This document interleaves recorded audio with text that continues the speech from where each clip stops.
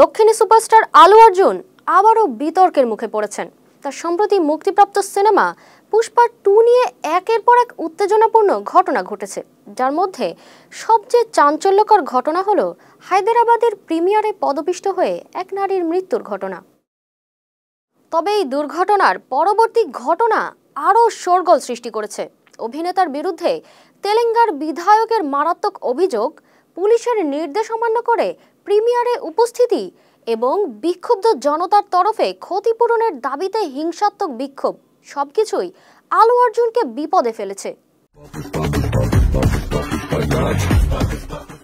দক্ষিণী সুপারস্টার আলু অর্জুনকে নিয়ে নতুন বিতর্কের ঝড় উঠেছে। পুষ্পা 2 সিনেমার প্রিমিয়ারে হায়দ্রাবাদের একটি থিয়েটারে পদপিষ্ট হয়ে এক নারী ভক্তের মৃত্যু হয় এবং এরপরই আলোচনায় আসেন এই তারকা। যদিও অভিযোগ উঠেছিল আলু অর্জুন একাধিকবার পুলিশের নির্দেশ অমান্য করে ওই প্রিমিয়ারে হাজির হন, কিন্তু তার বিরুদ্ধে আরও চাঞ্চল্যকর অভিযোগ তোলেন তেলেঙ্গার বিধায়ক আকবরউদ্দিন ওআইসি।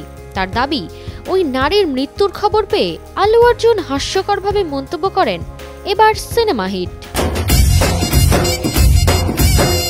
অন্যদিকে গেল রবিবার উই ওয়ান্ট জাস্টিস স্লোগান দিয়ে উত্তেজিত জনতা আলু অর্জুনের জুবিলি হিলসের বাড়ির সামনে ভাঙচুর চালায়। বিক্ষুব্ধ জনতা অভিনেতার কুশপুত্তলিকা পুড়িয়ে 1 কোটি টাকা ক্ষতিপূরণ দাবি করে। প্রমাণ হিসেবে তারা মৃত নারীর পরিবারকে 1 কোটি টাকা দেওয়ারও দাবি জানিয়েছে।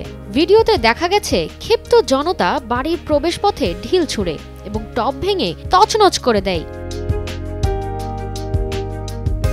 এই ঘটনায় পুলিশেরও বক্তব্য রয়েছে। পুলিশ দাবি করেছে তারা প্রিমিয়ারের জন্য আগেই আলু অর্জুনের উপস্থিতি নিষিদ্ধ করেছিল, কিন্তু তবুও তিনি সেখানে হাজির হন। পদপিষ্টের ঘটনার সময় পুলিশ বারবার তাকে হল থেকে বের হওয়ার অনুরোধ করলেও আলু অর্জুন কিছুতেই বের হতে চাননি।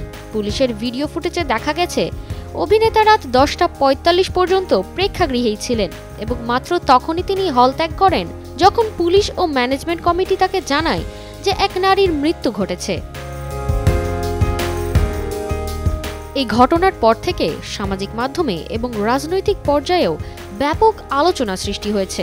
মুখ্যমন্ত্রী রেবন্ত রেড্ডি মন্তব্য করেছেন, এটি একটি মারাত্মক উদাহরণ যেখানে একজন জনপ্রিয় ব্যক্তি তার দায়িত্ব এড়িয়ে যান এবং মানুষের নিরাপত্তা নিয়ে অবহেলা করেন।